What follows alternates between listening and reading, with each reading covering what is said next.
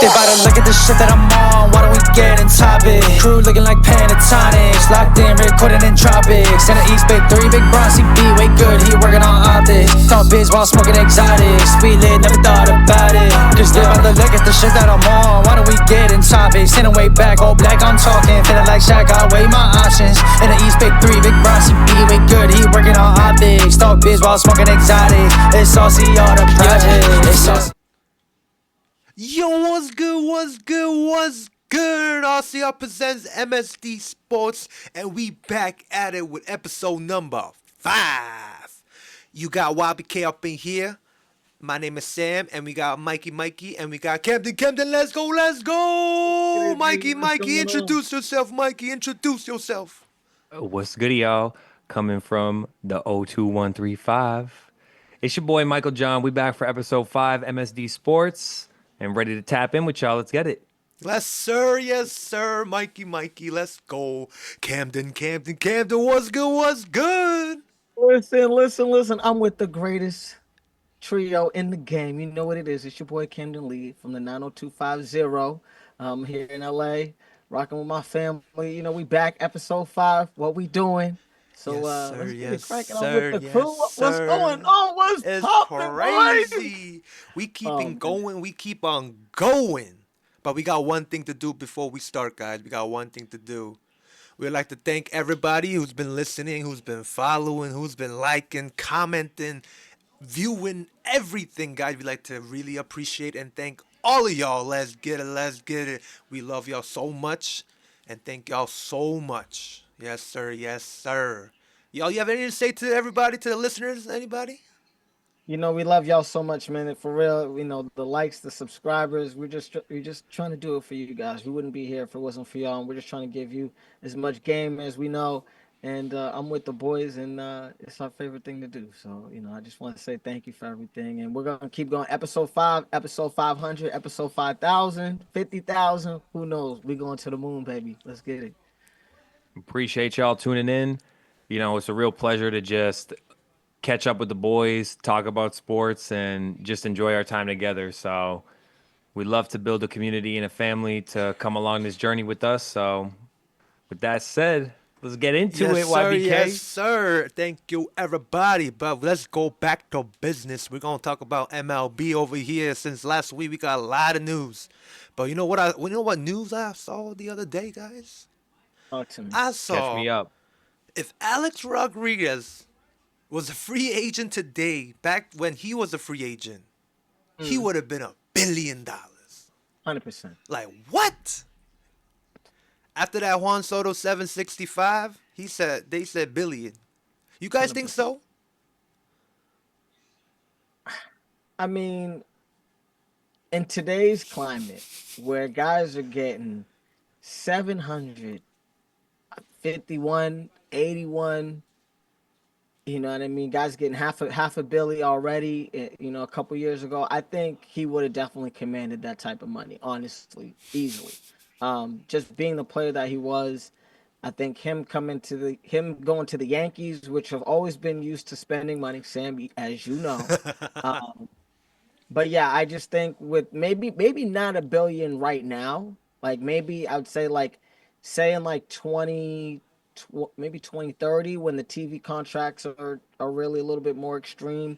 But yeah, I think they're definitely headed that way, and I think he would definitely command north of $800 million, and maybe just make it $1 billion because you're already at 800. What's 200 million after that? Damn. If you're looking at 10 years, 270 million, or about 250, 275 million, which is what he got in the year 2000. Yeah. 10-year, 250. That's the biggest. Like Shohei is 10-year, 70. So it's already close to it. I mean, I don't think it's far-fetched to say that a player like Alex Rodriguez would fetch $1 billion. Would I want to pay that? No, but if you're the New York Yankees, the Boston Red Sox, or Los Angeles Dodgers, several $billion franchise, that sort of talent, commanding that sort of audience, $1 billion ain't out the question. It ain't. Yeah, I think so too. I think he would definitely get $1 billion if it's like Scott Boras behind his back too. But speaking of money, we got the free agent buzz pitcher left-hander Max Fried signs a 8-year, $218 million contract with the New York Yankees. Of course he This does. is a fully guaranteed contract, no deferrals, and Yankees are paying him with 27.25 AAV for 8 years. But this marks Max Fried to be the highest left-handed pitcher in MLB right now. Sam, you called it. You said you wanted a big splash. The Yankees are going after a big splash. You literally called it. GM Sam. Just to let y'all know, GM Sam is that guy. So he was already talking about it. The Yankees. If you guys are hearing this, you might need to hit my boy up for a consultation because he's that guy. Thank you He's very that much. guy. Thank you very much. I'm gonna say that it's crazy, scary, spooky, hilarious. Crazy, scary, spooky, hilarious. That's me. That's my lefty. That's my lefty coming for you because Sam knew that that lefty was coming. So gotta give props. I wish the Red Sox would sign some pitchers. That's what I would like. I feel like the starting rotation almost gets drowned out now because you see these contracts that the Aaron Judges, the Juan Sotos, and the Shohei Otanis who didn't pitch all year last year command. So sign up them boys who can throw that thing. For real, for real. Yes, yes, but not only that, Yankees traded for an all-star closer from the Milwaukee Brewers and got Devin Williams to the bullpen because we said bye-bye to Clay Holmes and we said hello Devin Williams and they signed Jonathan Loizaga, a big bullpen piece that missed last year because he had injuries. He missed a lot. I mean the whole year last year. He was shut down. But now we're projected to look at some nice bullpen work for the Yankees, and they're not done. They're not done. They're trying to get Cody. They're trying to trade for Cody. I heard like they want Cubs to pay a little more from his contract, but we'll see. I feel like the Yankees should just go all in as we talked about last episode, but they're looking for more moves. But speaking of moves, we're gonna talk about free agency. Everybody, you guys ready? We gonna get some Oh, free agency news. We going down to the MLB. Nathan Eovaldi re-signs with the Texas Rangers, a 3-year, 75 million. I mean, world champion, right? Does he deserve that money? I think so. I think so. That's a lot of money, guys, for Nathan Eovaldi. I mean, I seen him pitch for he could pitch heat, don't get me wrong. And he could pitch innings, but we're talking about close to a 4 ERA. Close to a 4, right? 3 years, 75. You need it though. It's a position that has to be filled, and I feel like he's proven himself, right? Sometimes like it comes like you said, you're a champion, so reliability. I'm not sure I would want to shell out 25 mil for Nathan Evaldi, but I guess time will tell. Mm, yeah, that doesn't seem too expensive to me, just in terms of his history. But still, I think, after a 4.0 ERA, I think that is kind of insane. Maybe around the 12s, you know what I mean, mm, mm. 15s. But I think for a team that really needs him and that's really desperate, I think he commanded a big payday. And these MLB guys are getting paid hand over fist these days. So we're just watching and seeing, wishing that I threw a baseball a little bit more back in the day. So I mean, yeah. I mean, Nathan Eovaldi, he pitched to many franchises with the Yankees, with the Red Sox. I mean, now with the Rangers. Big yeah, teams and big moments, and I feel like he definitely now he's like a veteran presence. He adds that experience to the ball club. So I mean, we'll see, like what Mikey said. But speaking of money, it's not really money. The Chicago Cubs got a rental, guys. They got a rental. mm, They got an outfielder, a very good mm. one from the Houston Astros. Mr. Kyle Tucker gets traded from the Astros, and the Astros receive Isaac Paredes, Hayden Wazensky, and a minor leaguer, Cam Smith. And I think for a rental, it's not that bad. And this No. man had a WRC plus higher than Soto last year. Talk to me about Kyle Tucker, guys. This guy is a difference maker, in my opinion. I mean, to be honest, Tucker is one of those household names where you just hear him in a lineup and you're like, okay, like I think he's about to do some damage. You know what I mean? He hasn't been able to play on a big market, so I think a lot of the guys people haven't seen him as much. I know a couple of years ago you heard his name a little bit more in the media than you do now. But I'm really excited. I think he deserves some time to be on the big screen. I think he deserves to be on a contender, and I think he can really make a good contract year of himself. I think that's really what it boils down to. He's fighting for a contract. He's playing for a contract. Yes, he So is. let's see if he can do something that deserves 25 plus 30 plus Hmm. uh moving forward. So Anytime you can put a three-time All-Star onto your roster, I feel like it justifies a move. Can't say that I'm super familiar with Paredes, Wesneski, and Cam Smith, and that says something good, right? Right. If you've given away top prospects, it's one thing for a rental, but hey, give him his chance and let's see what that boy can do. Inject that into your lineup, and all of a sudden now you got a whole different dynamic, Yep. to maybe power and surge up that lineup. So I agree. I mean, I like Yankees. that move. I mean, Yankees gave up for Juan Soto from the Padres. Michael King. He's like a top 10 pitcher, major league catcher, Higashioka, and like three other prospects. So I feel like this is not bad for just three people. And for a not bad. rental, I mean, Kyle Tucker right now, if I was him, I want Soto money right now, right? He's like, yes, I'm Yeah, gonna prove that I want Soto money because I could be better than him. yeah.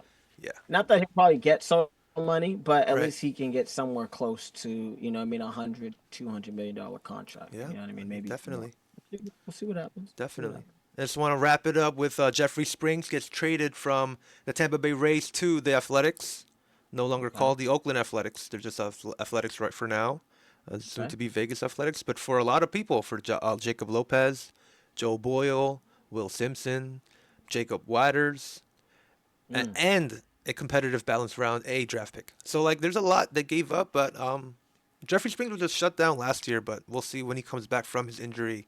But yeah, that's the MLB, everybody, from last week to now. Going crazy. I think they couldn't pay that boy, so they had to ship him off. They already knew what was happening. So that was a quick little blip. Let Mm, me sit in the oven a little bit, get a little something, something, because we know when your contract hits, Tampa Rays are cheap. Them boys ain't paying nothing. yeah, Okay, yeah, tell you that right now. yeah. So hey, got a nice prospect, made him look good. Now it's on the way. YBK. Yes, sir. Who's the big free agents left on the free agent market in MLB right now? Right Any big now, I pitchers say left? Corbin Burns, my brother. We're That's just right. waiting. We're Yeah, waiting. where's Burns gonna land? We are Red waiting. Sox got some money, dude. The Red Sox. Red I feel Sox like the got Red some Sox have a money, high chance to They're sign being Corbin. cheap though. dude. They Being need an cheap. ace. They need a bona fide ace. I know. They That's what definitely I'm do. saying. Mikey, what would you do? What are you thinking? You think the Red Sox should go after them? I'm shelling it out for Corbin Burns for sure, Oh dude. yeah. Oh I'm yeah. for sure shelling it out for Corbin Burns because That guy's a we got beast. some big bats already. We got some youngins who can contact hitters and fielders, right? We got the Mhm. big power bats. I'm shelling it out if I can. I agree. Yeah, That's a division rival too, so you know what he's all about. it's true. So in It's my true. mind, I'm giving some money up for that. Yeah, he's Me used to too. the AL East too. I mean, they've seen him a lot of times, and I'm sure they've shut him down many times. That Yeah. guy is sub two, right? Almost like two every season. This man. I Yeah. remember when Mikey I was would telling us the rather that. I stats. saw that they're pursuing Walker Bueller, the Red Okay, Sox. okay. I would rather them go for like a bona fide ace, but Walker Bueller's a respectable pitcher, don't get me Facts. wrong. I agree. Probably I cheap. would much rather prefer to pursue Corbin Burns, so but it's big money. We talking big money, Yeah, so big money. I mean, Walker Bueller I can see him getting signed like a 1 year or 2 year, not too long. I can see him maybe like 12, 13 million, but we'll see. He's another great pitcher though. To add maybe a 3-4 slot in the starting rotation, he'd be great for Walker Bueller, in my opinion. Not bad. Yes, Not sir. bad. Man, talking about big money. Talking about big money. I heard there's some news going on of some history making. What's been happening? I mean, check me up to date because I heard something in college that somebody's doing something that no one's ever done in about what 30, 25 years. Talk No to me. way. Why What? don't it's been a you while. It's been a while, guys. So Sam, the resident MLB expert, we're gonna have to bring you up to speed on this one because the Heisman Trophy, we just got the votes in. We All just got right. the closest vote in a long time, No too. way. In a The minute. closest vote in a long time. So to break it down for you, Sam, you get first place, second place, and third place Okay. votes. Okay. Many, many pundits, analysts get to vote on here. And Travis Hunter, the wide receiver and DB from Wide Colorado, has receiver. come home with the Heisman Trophy. No And way. it was a close race, and I think that this year actually showed the direction that we're looking at. I feel like superstardom is becoming really, really important with these awards. Well, So it really came down to being a two-man race this year. Travis Hunter and Ashton Jonty. Ashton Jonty's the starting running back from Boise, and Travis Hunter, of course, from Colorado. Travis Hunter, Sam, I'm gonna run you down right some of his accomplishments from this year. give it So to he me. had 92 receptions this year, over Okay. 1,100 yards, 14 TDs, and he averaged over 12 per catch, right? And he ran one TD, one rushing touchdown. On top of that, he also had 11 passes defended this year, a forced fumble, and four interceptions, right? So So imagine being ranked top 10 in like coverage and passer rating against opponent wait, quarterbacks. wait, wait, wait, wait, That's Two wait, Travis positions. Hunter. wait, wait, wait, wait, That's wait, two wait, wait, wait, positions. wait, wait, wait, wait. Are we talking about he playing offense and then fourth down change or whatever and defense? He go back? Yes, brother. He go back. He go He, back? he don't.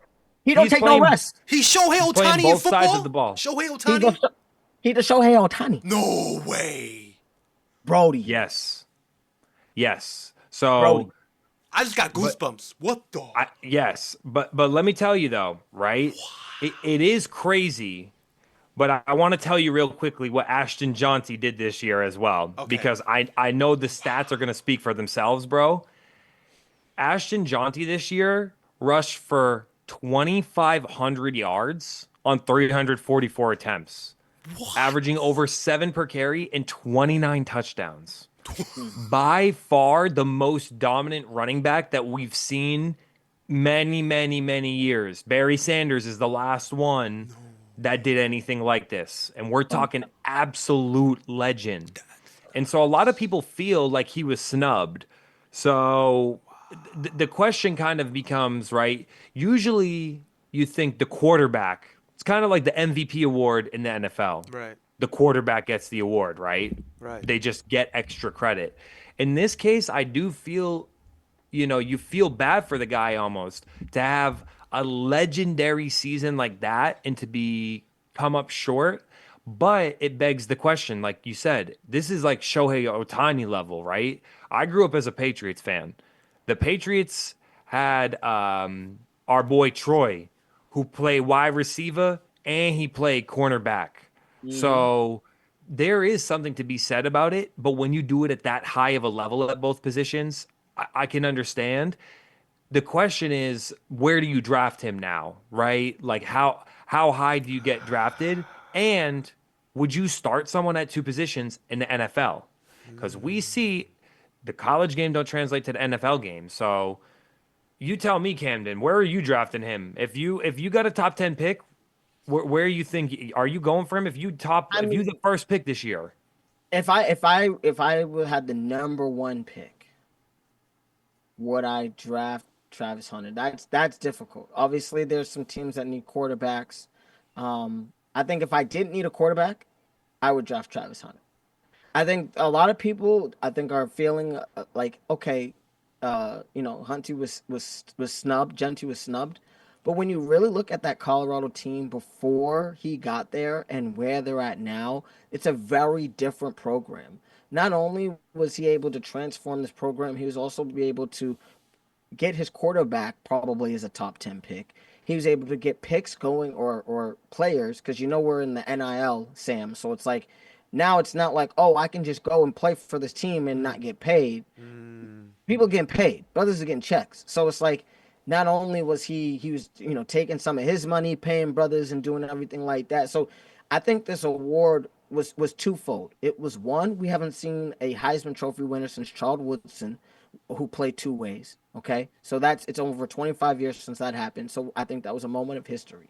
Two, I think it was a guy who really showed at the end of the day, not only am I a player, but I'm a teammate. and I'm a franchise. Like I think Mikey, that's one thing I know you were talking about too when we first started talking about this. A franchise player, someone with big money, someone who's really changing the game.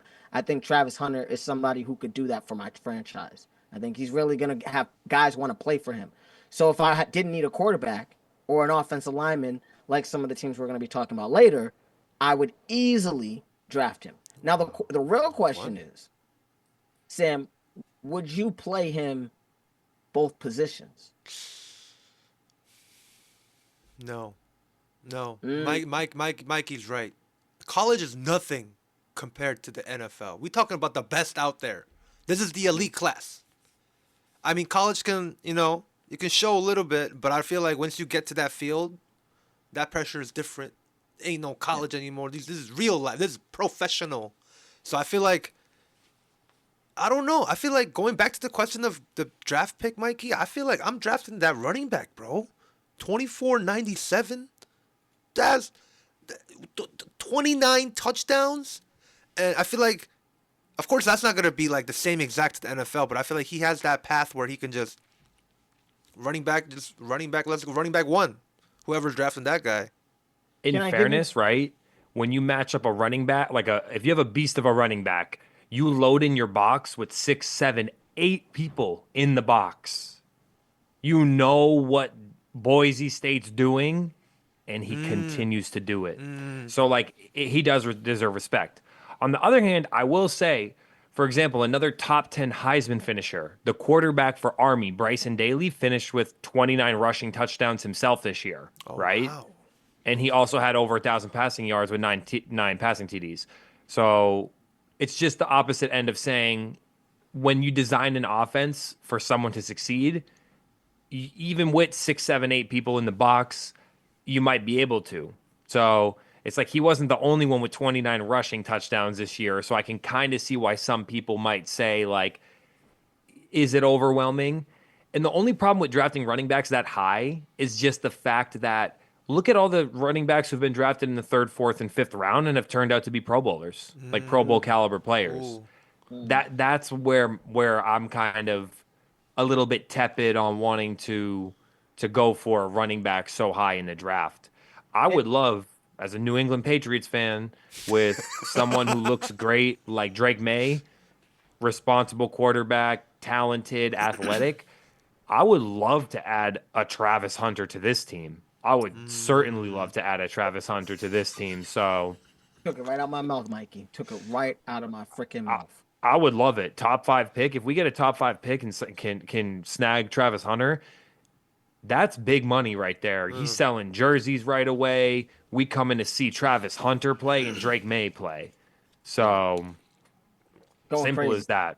And Sam, just to give you a little history real quick, right? Yeah. Just to let you know some running backs who have also ran for 2,000 yards. Melvin Gordon, Ooh. Rashad Penny, Okay. Tevin Coleman, Dante Foreman. Like there's guys that recently have ran for 2,000 yards and haven't really translated into the NFL in a way that is really amazing. So I think yes, like running backs are important. Like in the league, I'm gonna be honest with you, they're huge. But I do want you to know that not all running backs translate to the league the way that you think. You know what I mean? Um, Mikey, what's that running back that the Rams had? He also played for Atlanta. Um, Zach shoot. Stacy? No, another Oh, one. Todd Gurley. Todd Gurley. Todd Gurley. Todd Ah, Gurley yes. was going crazy in college, and how long he didn't last that long, He Mikey, didn't. right? So He didn't. you know what I mean. Running backs are kind of like you got to play in the SEC or you got to play in a real conference with some big dudes. But wide receivers, tight ends, quarterbacks, if they going crazy Yeah. in college, most of the time they're gonna be all right. I'll toss you a couple. There's a couple that were really, really great in college, like Heisman winning running backs that went on to translate it to the NFL. The one that comes to my mind first is Juice, right? OJ. So we're talking about like over 2,000 yards rushing in an NFL season, too, right? Snap. So True. legends, Tony Dorsett, Marcus Allen, like beasts. But it's far and fewer than how many guys. Like you hear these guys, David, you're tossing out Tevin Coleman, ran over 2,000. Yeah. Where's he at now? Yeah. Uh, So Speaking of Heisman winners, I have a question. Can you guys name me some nice NFL legends or Pro Bowlers that won the Heisman and translated well to the NFL? Oh gosh. Oh, Like but pretty Mike, good, pretty you good want to go guys. first, Mikey? You want to go first? I I mean, mean, let's go. oh, I'll go recent history, right? okay, People Gotcha, that I yeah, can think of off the gotcha. top of my head. Okay. Jaden Daniels is having an incredible Oh, year, right? oh. Rookie of the year. Okay. Take a handle, Jaden Daniels on the rookie of the year. I mean, seriously. But Okay. Lamar, Oh, really? hmm Oh, shit. Lamar, Right, yeah, right. yep. Lamar I forgot Jackson, about man. that. So And his teammate, and don't forget about the King, Oh, King Derrick Henry. Henry. Oh, wow. Derrick I Henry didn't know he also won a won the Heisman. Heisman. Oh, snap. You know, we talked about a couple old school guys. Charles Woodson won the Oh, Heisman. Um, who else won the Heisman? That was phenomenal. I would say. Obviously, MVP. He played for Carolina and he played for New England. oh, um, he played for the Cam Pats. Newton. Cam Newton, Oh, Cam and Newton. and Yep. what's the face? My boy Adrian Peterson also won the oh, I used to Heisman, love that translated well to the guy. Yep. AP NFL. was crazy. Um, Yep. So explosive. so I mean, there's Wow. guys, and but Holy there's a shit. lot of guys that don't though, like Mm. Matt Leinart, Jamarcus Russell, uh, who else? Who else? I'm thinking. I mean, Tim Tebow, but Tim Tebow did have a playoff game. Tim Tebow, you know what I mean? Why, Uh-huh. Tim? I Uh. ain't trying to shade Tim Tebow, but you know what I mean? There are guys that are system players Oh. that when you put them in a certain place, you put them in a certain system, they're phenomenal. But when you put them in the NFL where they're playing against grown men, where you're getting your check every week, they ain't lit. So I see. it's tough. We'll see what happens. I think being able to have the stamina to play both ways. I think Mikey will even concur with this. I think Travis is a real deal. I think he won't play both ways. I think he'll play DB and a little bit of packages from here and there. But to be able to have that stamina is elite. And to be able to have a shutdown corner, Mikey, come on, dog. You already know. People paying big money for that. So imagine Christian Gonzalez and Travis Hunter on both sides of the ball. I would love that. I would love that. Fam, you ain't throwing. Big credit to Deion Sanders, right? Because think about it. Travis came from Jackson State. It's true. He came from Jackson State. It was like that's like you got to give That's like Sanders a big homegrown. credit. Yeah, you got to give him. And not only that, his son's the one who's throwing the ball to him too. So Oh. I mean, he deserves a lot of credit for the success of that program. You know, I know they made a run for the playoffs for in college football this year, made it to the bowl game, not Mhm. playoffs, but he deserves huge credit. Huge. Isn't Huge. there another No. college news? Didn't Bill Belichick get signed to a college team? Ooh, Billy, Right, right. I forgot UNC. which UNC. UNC. UNC. Yes, sir. Yes, sir. Bill Belichick signs with Yes, UNC, sir. like 3-year contract, I think. Yeah. Yep. Yeah. That's pretty cool. So I saw that. it's a little weird. I think even Mikey would say him going to college. I think one take one. We won't talk about this long, but one real take that I really feel about this. He would go to NFL, get the record from Shula, and then eventually be demolished by Andy Reid.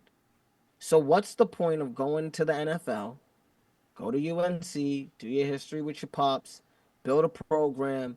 We'll see what happens. He might do a year, maybe two, maybe come back to the NFL, but there's no point. So I think this was a really good signing for guys who can learn how to coach Mm. and also got players who can learn how to be coached.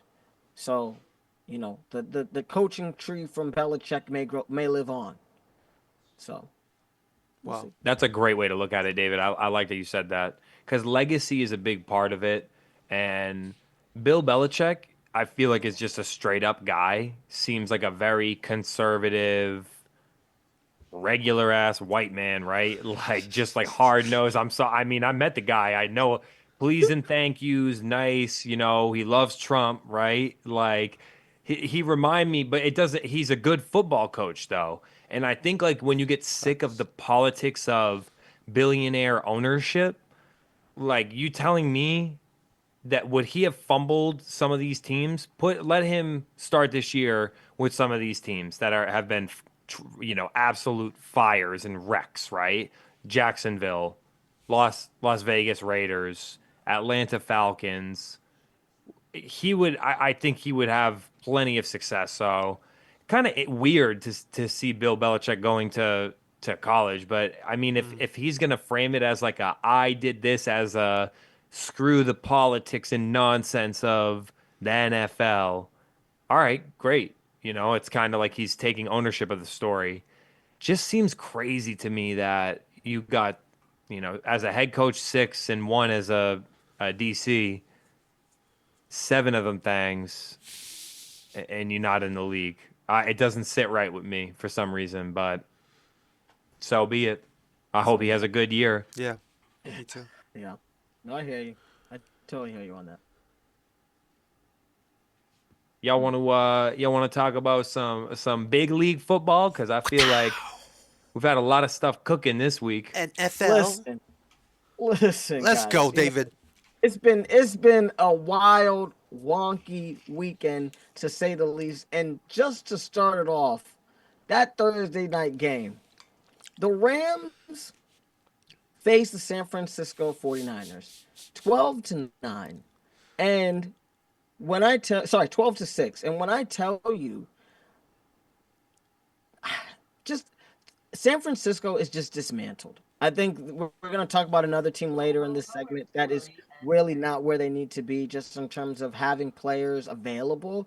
But the San Francisco 49ers, your Super Bowl window has closed. I'm sorry to say it, but it's over. I don't know if you're going to pay Purdy. If you pay him, great. But at the end of the day, you played a horrible game on Thursday night. I understand it was sloppy, but it was terrible. It just punts. I think the Rams punted 5 straight times. Cooper Kupp had 0 catches in the third quarter in the whole game for the third time in his career. Like, he didn't get targeted to the third. It was just terrible. The question is, are the Rams going to make the playoffs? Because right now, they're on the fence at the moment. Are they going to make it? Are they not going to make it? Are they going to win out? Who knows? But 2 questions I really have for you guys. Are you paying Purdy? And do you think the Rams have enough juice to possibly get to the playoffs? Sam, what do you think? I'll let you start this one off, brother. I'm going to make it mad simple. I didn't like Purdy from the beginning.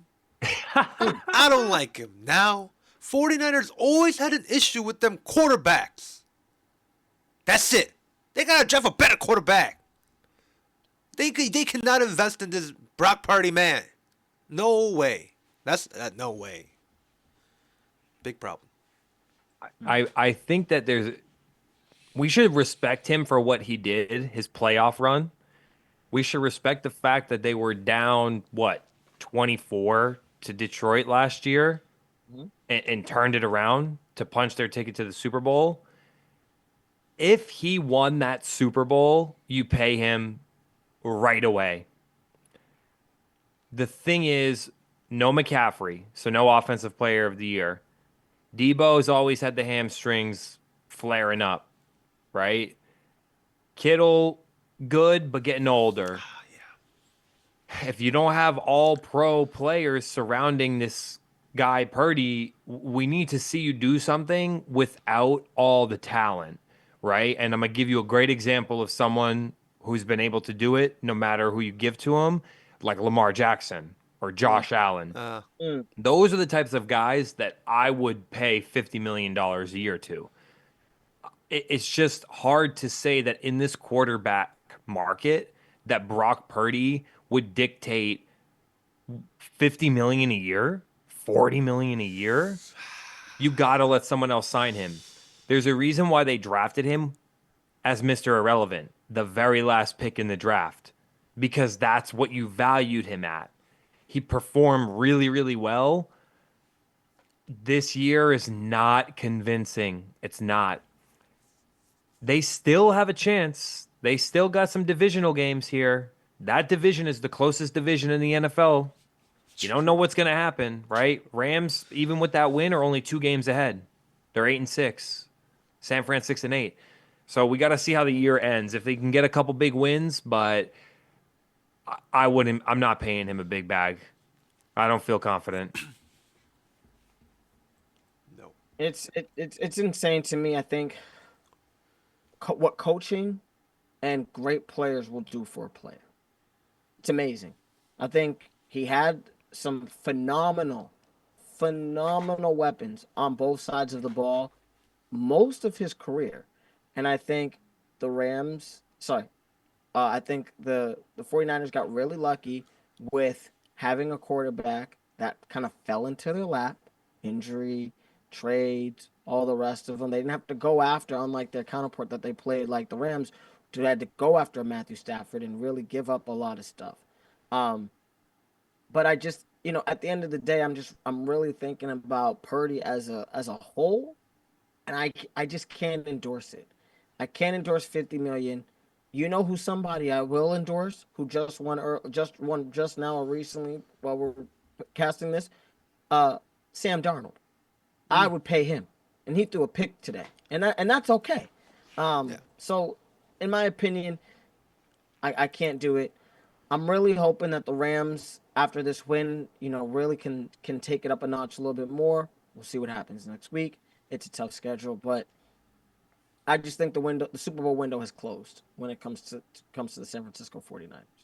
Do you guys know about the story about what Shanahan told Purdy before, not this most recent season, but last year before their Super Bowl run?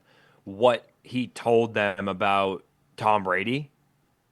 What do you No. say? What do you say? The 49ers were pursuing Tom Brady.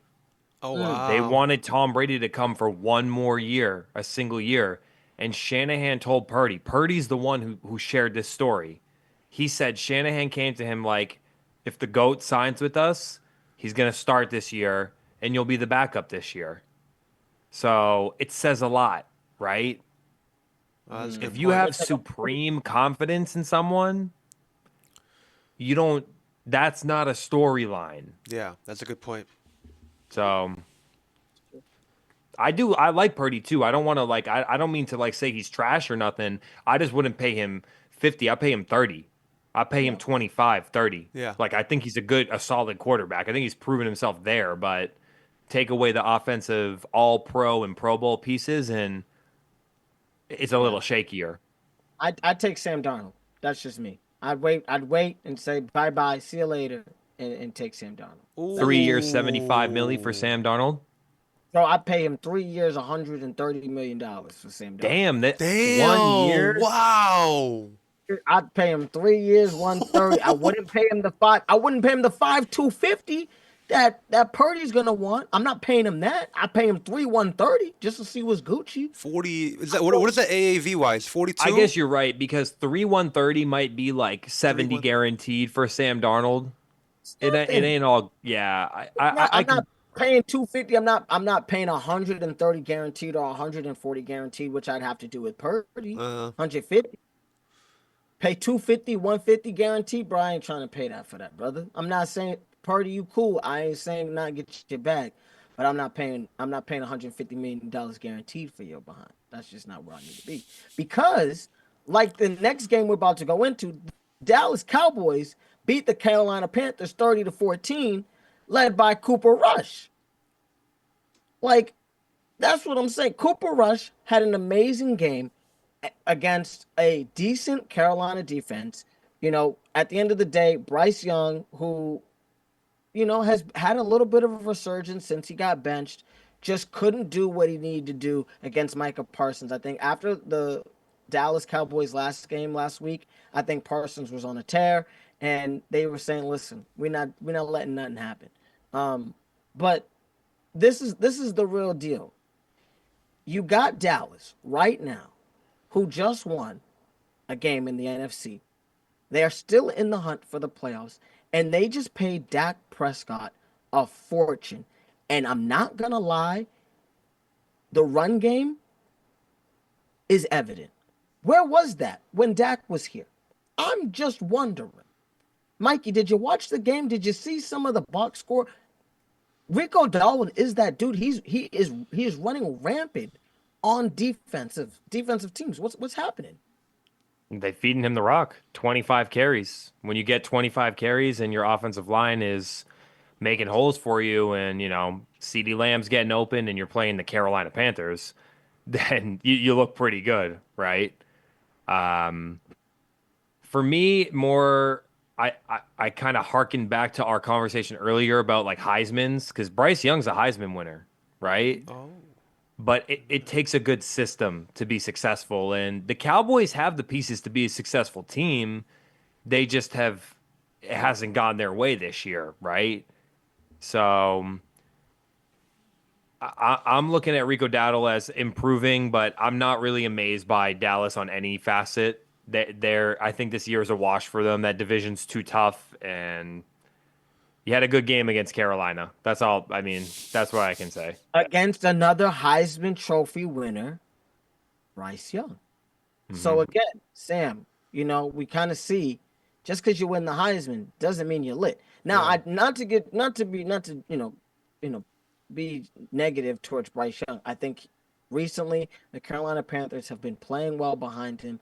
I think the Dallas defense was a decent defense, but really, I think he needs some weapons. Adam Thielen is getting old. It just is what it is, and they have a great connection, and they're doing amazing. But when you're 30, 32 plus, and that's your number one receiver, your number one weapon on the field. Chuba Hubbard had a little issue. He went down. So really, it's just him. You can't do much. So again, like we just talked about with the San Francisco game, you give a guy a bunch of Avengers, like Bryce Young in Alabama, or like Purdy right now. Brock Purdy in San Francisco, exactly. Then he might be good. He's nasty. He's unbelievable. You put me on San Francisco with my 5'6" behind on Mikey. Mikey a little taller. He can see behind the offensive line. You put him behind there, he might throw for 200, pass a trip to Christian McCaffrey for 130 yards. He might dink and dash for a little bit. He's not bad. I see Mikey throw. So, yeah, I mean, just you surround yourself with talent, you're gonna get good results. Not everybody can be Tom Brady. It makes no sense that Carolina was favored to win that game. I'm sorry. There's a reason why they wasn't favored to win a game 17 games in a row or whatever it was. And I have no clue why they were a 3-point favorite, because that was the easiest money line I think I've hit all season. So Oh my goodness, smashed it. I was like, I couldn't believe it. I said, really? I bet my house right now that Cowboys would beat Carolina. Okay. Yeah. Especially after last week. Michael was pissed. So but that division is getting scary. I think with the Rams winning, Dallas winning, 2 home records. I don't think they're gonna do much in the playoffs, but again, they could wreck somebody's season. Just saying. Speaking How of about Cowboys, another team from the NFC East, though? one thing before the Cowboys, Enrico Dowdle became the first undrafted player with 3 straight 100-plus rushing yard games since Aaron Foster. Listen, hand the boy the rock. See Crazy, what happens. crazy. That's pretty insane. That's pretty insane. They've done it before, though. Y'all remember, what's his name? DeMarco Murray? Was that his name? So DeMarco. Ezekiel Elliott. I mean, it's a good feat. I wouldn't read too much into it when it was against the New York Giants, the Cincinnati Bengals, whose defense is a literal sieve. Wow. Like when you want to make a cup of tea, you get the Cincinnati Bengals defense so you can make your Wow. cup of tea. Wow. 100%. 100%. But he deserves some respect. Sorry, I'm like I feel like I'm clowning Rico Dowdle, but He'll get paid. He'll get little incentives next year. We'll see what happens. I'm hoping he did all right. He did all right. But yes, against Swiss cheese, even I could run holes through that. Sam, you probably could run holes through. Let's get it. Sign me up. Sign me up. Speaking of somebody who's been running holes, Run holes. I think someone got plugged this weekend. What happened, Sam? Talk to me. We're gonna be talking about some Philadelphia Eagles football over here, guys. Let's get it. We got a big game this last Sunday. Philadelphia Eagles taking on the Pittsburgh Steelers. Oh man, Pittsburgh Steelers coming. They were what, 10-3 coming in, but Philadelphia Eagles triumphs and wins 27-13. And we talking about that little drama, little fussle they had last week about the passing game. AJ Brown getting no balls over here. But Jalen Hurts coming in with the broken finger. Broken finger, everybody. Left hand. So, like, it's not, it doesn't affect his throwing hand, but still broken finger. It's going to be messing with him the whole time. But he coming in, finishing 25 out of 32, 290 yards with 2 touchdowns. And each Devontae Smith and A.J. Brown got 100-plus yards. A little down game for Saquon, compared to, what he did, what he's been doing for the past, whole season. But Jalen comes in saying it's broken. It did impact my play, but it didn't seem to impact his play, everybody. What do you guys think about this Eagles game? About that passing game, guys? Talk to me. Like I said, your boy Saquon got plugged. I mean, you're playing against the Pittsburgh Steelers. They have a great defense. I think it was, if you watch the game, it was a mainly defensive game. The Eagles went out to an early start, but it was a struggle for a little bit towards the second and third quarter, and then it heated up a little bit towards the end of the third. The question is right now, where was all this drama coming from? They had some reports of former players talking about stuff about rifts between Jalen and AJ Brown. That and when you really think about this past year with Philly, you had Devontae in and out of the lineup. Right. You had AJ not feeling too great. This broken finger, I'm now hearing about. Sam, you be breaking news. You be breaking exclusive news that only a couple people be knowing. Because I'm now hearing about the broken finger. Oh, really? I didn't know nothing about the broken finger. But this makes so much more sense about why he hasn't been throwing the ball. Maybe letting that heal, and maybe it was a couple broken fingers, maybe not just one. But we'll see what Philly's going to do in that NFC. That's really what it boils down to. Because the boys look good. Can it to Saquon 26 times. Throw it 26 times. Either way, get you a win. A scary team. Scary team. I'm surprised because it was his best passing game, I feel of the year. I almost feel like this was his most. He was efficient. I'm not sure if I've seen him like this. Really, really great game. This was a Jalen Hurts game. We kind of forgot that Jalen Hurts was in MVP talk. I feel like, a couple years back when they made that run to the Super Bowl, it was big talk. Jalen Hurts, MVP. It was big, big talk. So he showed that. And the drama about him and AJ Brown, it's funny. I heard it directly from Brandon Graham himself on his podcast. That's where I seen it. That's where I heard it. It's not like it came from a media report, unnamed sources. I seen it from Brandon Graham saying it on his podcast, straightforward to everyone on the internet. So I feel like the whole narrative of the media is painting this.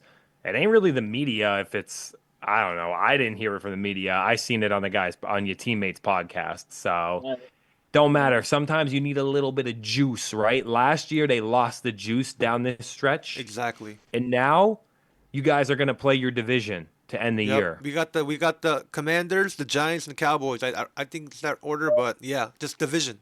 You're playing your division to end the year. Yep. So I will say I'm not sure about the odds right here on taking that 1 seed because you could win out, but it's actually in Minnesota's hands. After Minnesota got this dub tonight, Minnesota, Detroit, and Philadelphia are all sitting on 12 wins. In Minnesota, if Minnesota wins out these 3 games because they end the year against Detroit, it's in Minnesota's hands. If Minnesota wins out, Minnesota's the 1. Wow, guys.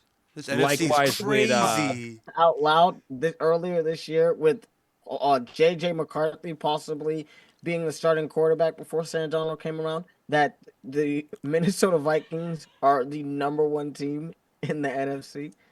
It's crazy. Wow. They just got to win out. If they win out, I mean, That's insane, I think you can guys. put some respect on O'Connell. Is Kevin O'Connell? Yep. What's it? The coach?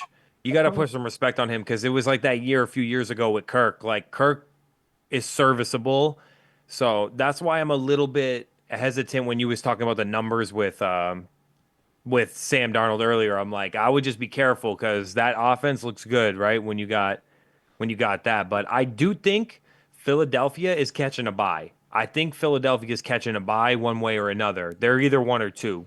I don't see it shaking out a different way. Yeah, but we So want that number one spot. But I mean, after for the Philadelphia Eagles, this is their 10th straight game they won after their bye week, the longest active streak in the NFL. So I mean, you have to also give credit to the Philadelphia Eagles' defense as well.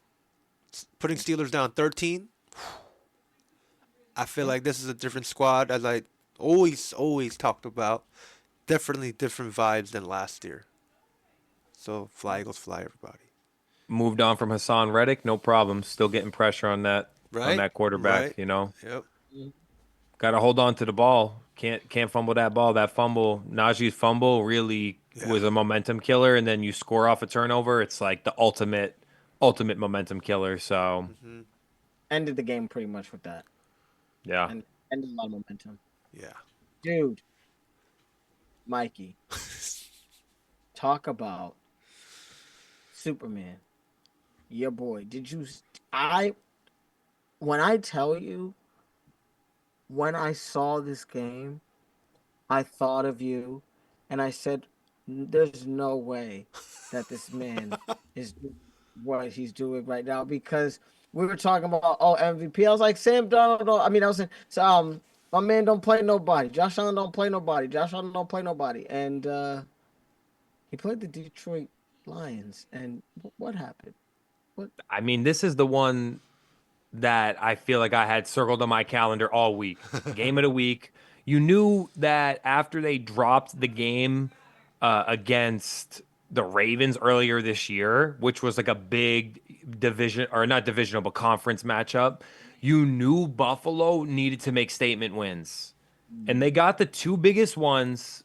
It doesn't matter who they lost to and who any other team they've beaten. They could play the Patriots 10 times this year and they got 10 wins for the Patriots. If you beat the Chiefs and you beat the Detroit Lions, you got to be respected. So, I mean, what can we say about Josh Allen, fronter for MVP? I think so. I think so. Lamar had something to say about that too with them 5 touchdowns, but that was against the Giants. Yeah. I think we're looking at the front runner for MVP. It will be his first. The voters don't like to keep giving it to the same people too. I felt like last year was a light year and they had to give it to Lamar, and it's too bad because Lamar having a better year this year, in my opinion, than last year. But what a crazy game. Another shootout for Buffalo. Both teams scoring over 40 again. 48-42 Buffalo. My biggest points that I'm taking away, though, I'm not going to lie, is like for both Detroit and Buffalo here, does this worry you? Are we worried about defenses here, right? Are we concerned, super concerned? Or is it just that sort of matchup with like the overpowering offense? Kind of like if y'all remember back to what, 2018, when Kansas City and the Los Angeles Rams had that crazy shootout? Yes. I'm a bit concerned though. Buffalo 2 weeks in a row giving up over 40. I can definitely hear that for sure. I think when it comes to Detroit, I think Detroit's defense has been disintegrated. I think they've lost a lot of guys on defense. Their cornerbacks are terrible. They lost Montgomery last game as well. So even I think they're dealing with a lot of injuries. And when it's like the next man, obviously this next man steps up, but when the next man is the third guy on the team, it makes it very difficult for you to win games. Buffalo, honestly, Mikey, Buffalo has a history of giving up points in the regular season, right? And then they pull up this like 20-6 game or 13-3 or you know what I mean, or 13-0 or 14-0. Like Buffalo just has a history on a regular basis to give up points. And I think when Josh Allen needs to make plays and understands, hey, like my defense right now is just not going to be able to cut it if we're playing a possession by possession game. Let me just try to score as fast as I can and pray for the best. I think that's where Buffalo's at right now. There are not a lot of high-powered offenses in the AFC. So really, if by this strategy being like, hey, we're gonna give up 40, but we're gonna also put 50 on your head top, I'm okay with that. You know what I'm saying? Um, they are gonna have to go through some different types of plays and teams, defenses. Kansas City could be Baltimore, could be Houston. So we'll see. I think Sam, we'll see. I have an I got. insight. I Yeah. want to ask you something, Yeah, Sam. yeah. What's up? Did you see the stat line that Amon-Ross St. Brown put up in this game? Oh my, oh my. He went He on a spree. He almost hit 200, right? Yeah, he went crazy. He went really, really crazy. So a couple questions too, actually, because Jared Goff went crazy in this game as well. And this Yes, he goes for you too, Camden. 5 touchdowns. Are we putting Amon-Ra St. Brown as like a top 10, top 5, top 10? The And then NFL is right Jared now, Goff now, has he cemented elite status? Are we ready to say he's cemented elite status and Detroit, the trade for Matt Stafford, giving Matt Stafford away was okay? Well, how do you feel? Because I feel like this has been one, Jared Goff has solidified himself after this performance as an elite quarterback in the league right now at this time. And Amon-Ra St. Brown, I give him top 10. I ain't gonna give him top 5 yet, but I give him top 10. That boy nice. I feel like Jared Goff definitely achieved his elite role in the NFL right now. Like about Brown, I agree. Give it some more time.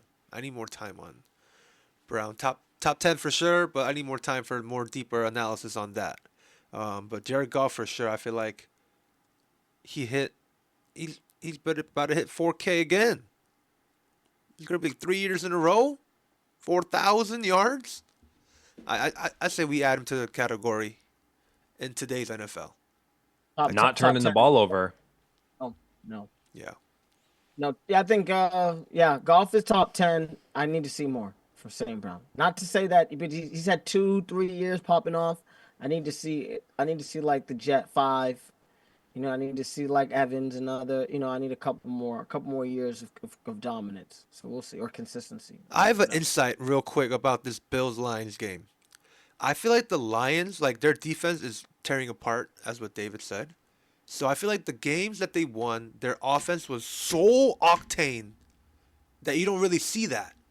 But when you verse a team like the Bills, when they come into town, like of course the Bills gave up a lot of scoring, but the Lions just ran out of the firepower, that octane. The Bills just sucked that down, and they took it to bring it to theirs. Because I feel like even from the vibe of the team, like it's different. I feel like from night and day, what I feel. And for the Lions, if they verse a team like that, they're gonna get swallowed up. I feel like even like they're gonna score. Don't get me wrong, but it's gonna be to a point where that other team surpasses that.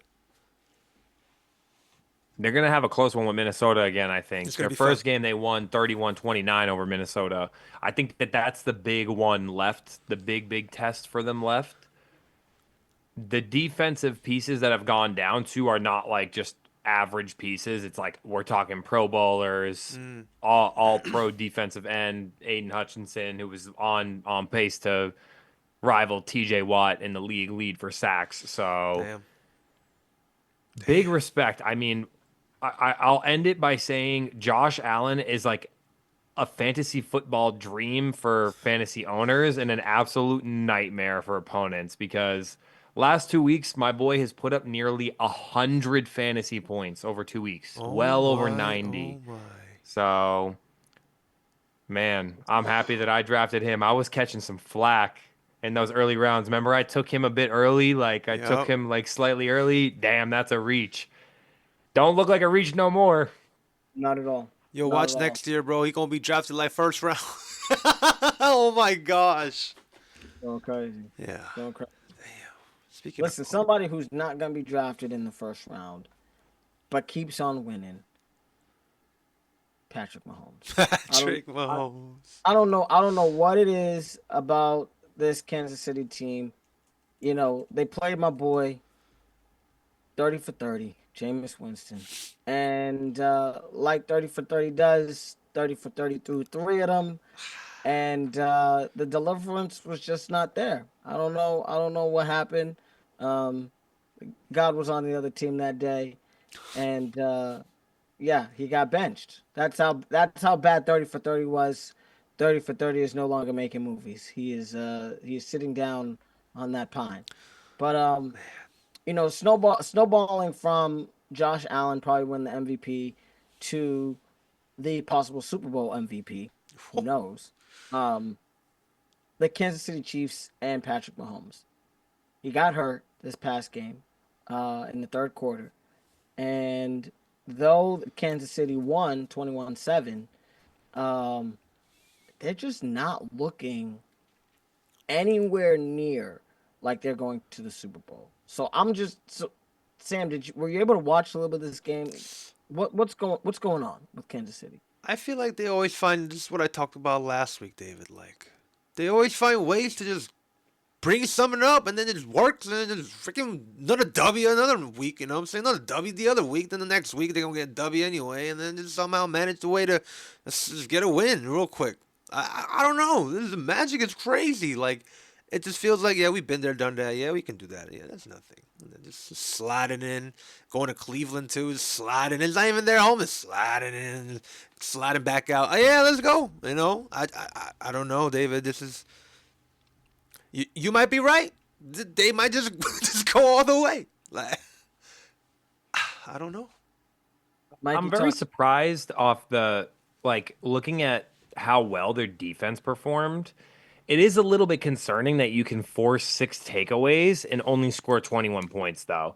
Including I think one of those was a muffed punt. Did they muff a punt the Browns at one point? They muffed a punt and it was like deep in their territory. Like I'm just I'm not I'm not sold on this team. I don't know what it is. I don't know how they keep freaking winning these games. It's like I feel like I'm watching the Patriots in like oh 1, oh 02, oh 04. Maybe not oh 01 or 02 because they were the underdogs then, but we thought like oh 04 maybe. Like it's a hard but there's no big names on the def like well, who's the big names on the defense? Well, Legarius you got Sneed? Is it Snead, you Sneed I got guess you got yeah. you got still got and Chris Chris Jones. Jones? Chris That's Jones. You it. Yep. know what I'm saying? Sneed and Chris Tranquil, Jones. Tranquil's still lit.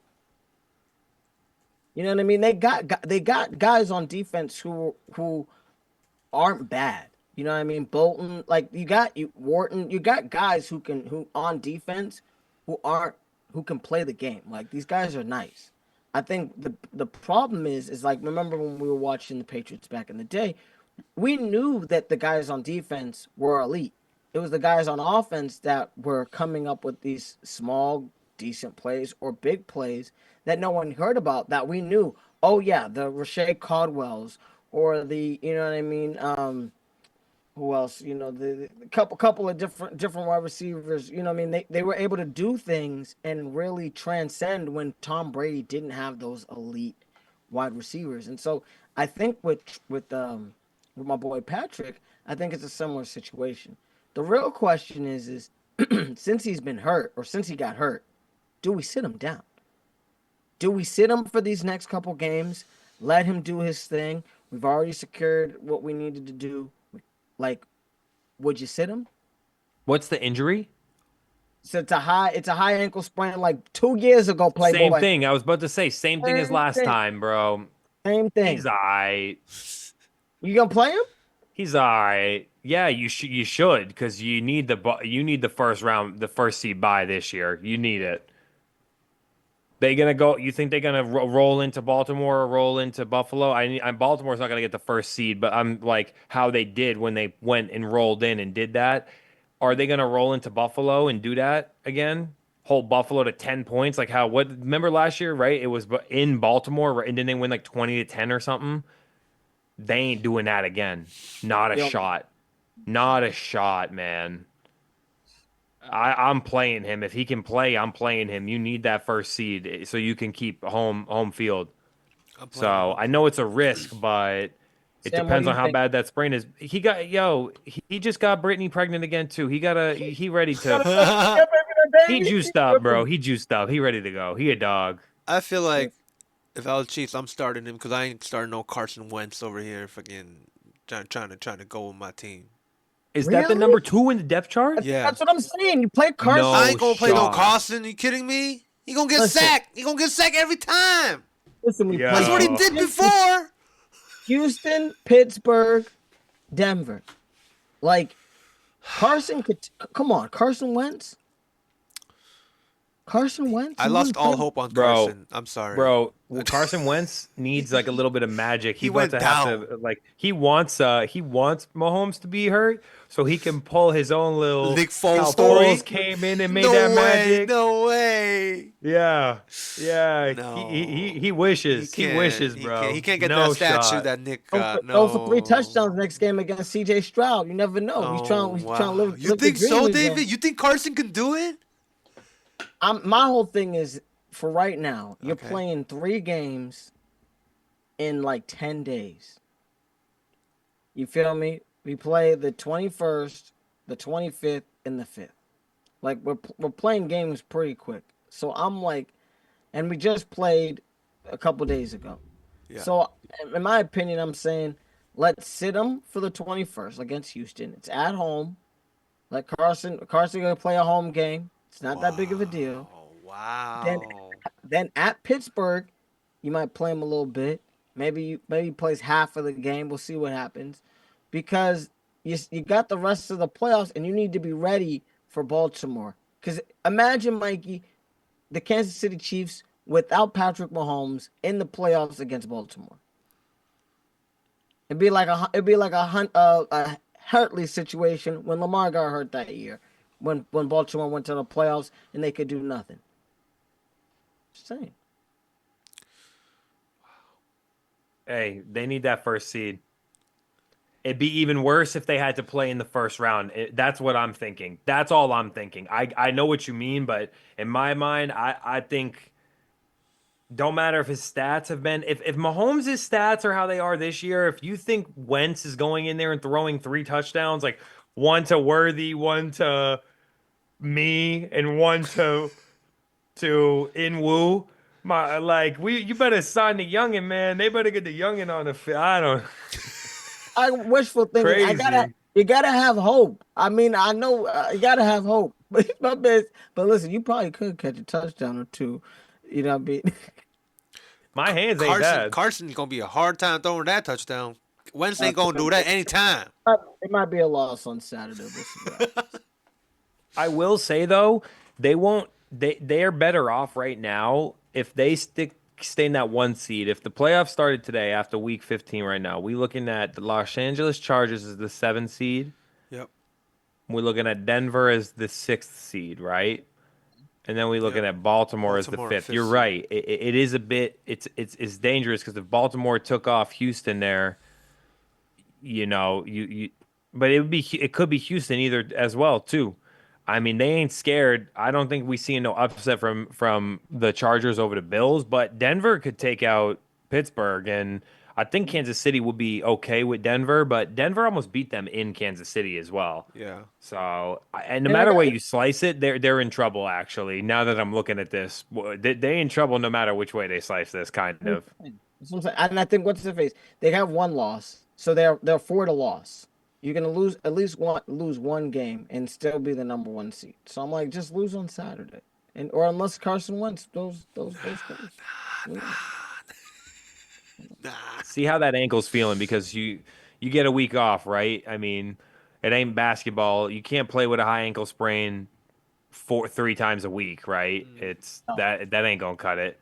So, Dude, speaking of another dude with injury, Seattle Seahawks lost to the Green Bay Packers 30-13, and Geno Smith had to walked off the field with a limp. Tried to come back, couldn't do it. I mean, when you really look at this game, we kind of knew that the Packers were going to kill him. Do we think Jordan Love is that guy? because he had a decent game. They ran for decent, but do we think Jordan Love is elite? Do we think he's a top 10 quarterback? Sam, I see you already making that. I see your jowls frowning already. I know your answer. No, no. We need more. The Packers are on a very good course, but we need more, in my opinion, of Jordan Love. He's on a good course though. Don't get. Yeah. I like that. That's he's on a good course to be the elite, but we need more for sure, and more from the Packers. He's poised. I'd say he's a poised quarterback. I wouldn't say that he's elite. That game was I was watching it because I had I had my boy JSN was rocking, and when you win fantasy playoffs is a lot of fun. It's high stakes. Like you get it gets boring like during the whole year watching every single one of your players play, but when we're in like fantasy playoffs, like all right, let me tune in and see what's going on. And actually, even with when Sam Howell came in the game, he still was throwing that thing. They threw a couple screens, a couple little short balls, like some flares over to uh to Jackson Smith and Jigba, so I was happy about that. But I'm not gonna lie, the Packers had so many opportunities to turn this into an absolute blowout, and didn't. They couldn't. Like, yeah, it was an efficient game. I just felt like the defense is who hammered this game home. Short fields, you getting punts and you starting at the 40-50 offensive line. They handed the ball to what 26 times to Josh Jacobs here, so it's like I just felt like it was a good game plan. In my mind, he's a great quarterback. Great, like not he's better than good, but I wouldn't say he's excellent. I wouldn't say he's elite. It's not like I'm going like how Patrick Mahomes in his first 2 years, right? That's the bar that he has to contend with. The Lamar Jackson, right? Give him 2 more years. Maybe I like him as a traditional pocket passer better. And he's athletic too. So he reminds me more of a traditional quarterback in that sense versus Josh Allen and Lamar Jackson who heavily rely on running the ball. So I would love Jordan Love if Jordan Love was the quarterback of the New England Patriots. If they had drafted him and he played like this, I would love it. I wouldn't quite say elite right now. I think he needs a little bit of a step. I like his weapons. I think he's got versatile weapons. I think he's got like a plethora of game or playmakers. Maybe not necessarily a bona fide number one because one week is Jordan Reed, another week Romeo Dobbs puts up 2 touchdowns. Christian Watson has been where's he at right now? Is he injured? Where's he at? I don't even know what's good with him. But they have talent, right? Tyler Croft. So thought it was a solid game. But I think they're a good team, and I think they're in a tough division, so they knew their likelihood of contending for this wild card gets harder with a loss. And now, even with 2 12-win teams in their division, they're still in a position to punch a ticket to the playoffs. So, I well poised. Yeah. Sam, you're not putting him as your number one pick. Not a top 10 quarterback to you. You're saying he needs. Jordan Love, I feel like we just need more time. I feel like the Packers, they kind of went from the transition from the Aaron Rodgers era to this new era with, as Mikey said, with weapons. Josh Jacobs and Christian Watson. Like he can be that wide receiver one, but I don't know what happened this year. But with around what the Packers have now, I feel like they're trying to find themselves right now, but on a good track, like what we said earlier. So it's a good young team.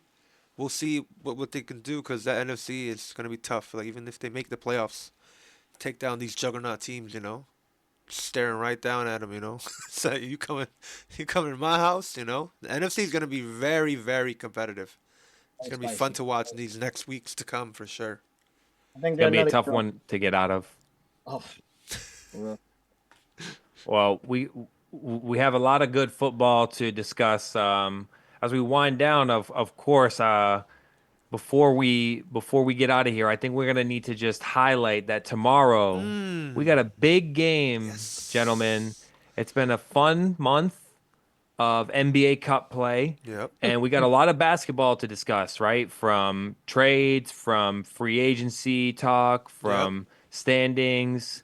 But tomorrow at 5:30 p.m. Pacific Standard Time and 8:30 p.m. Eastern Standard Time, we have the Milwaukee Bucks. Darvin Ham, Mr. Go Ham in the NBA Cup, assistant coach for with Doc Rivers. They're gonna see the Oklahoma City Thunder. And those Thunder are chilling in first place still. So, live from the T-Mobile Arena in Las Vegas. This is going to be a big game, boys. Quick predictions. What are we feeling? I'm leaning right now toward the Oklahoma City Thunder. I think that they're on the up and up. They're proving that last year was not a fluke. And the Bucks have a statement to make as well. Tough start to the year.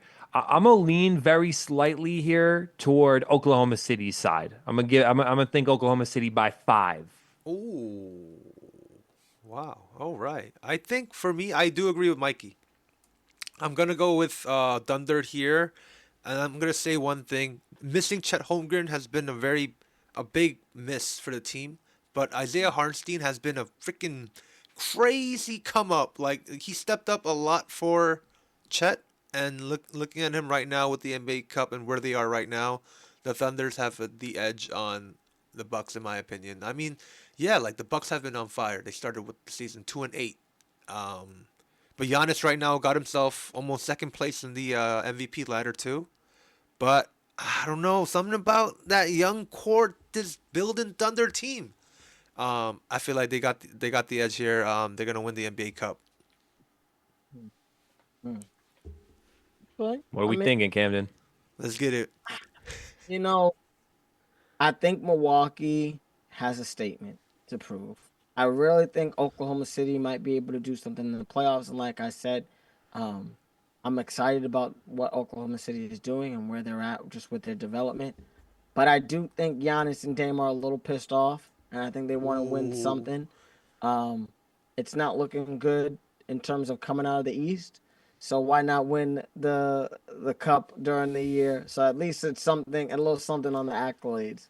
But yeah, I'm leaning a little bit towards Milwaukee. My boy Giannis has just been going crazy, so I can't go against him right now. I think they need Chet. They need my boy Chet back for real, for real. Okay. Sam, I know you mentioned right there about the MVP ladder. We'll talk more about it, but I will say right now I have Giannis leapfrog up to that one spot in MVP ladder. On top We of can get Jokic? into this. We have a lot to talk about in the NBA, Yes, we but do. I will say 33, 11, It's crazy. 6 Giannis assists. has been- That's the big growth. Giannis in my had 4 opinion. blocks in the semifinals. It's crazy. And- He's been going crazy. He's never shot below 50% in a game this year. He's been working on that mid range, baby. He's been working on that mid range. He said, But I damn, know. So that's crazy. we got a lot of NBA to talk about, boys. Yes, I'm excited. so excited too. But yes, you heard it. RCR Presents, MSD Sports, YBK, Mikey, Camden, and we'll see you guys next time. Let's go. Like and subscribe. You know what it is. Love Yes, you, boys. don't Yes, forget sir. to like, subscribe. Tune in on Instagram. Tune in on Spotify, and you can find me at Michael John DeStefano on Instagram if you try to tap in. All right, y'all. It's love. Yes, sir. See you guys.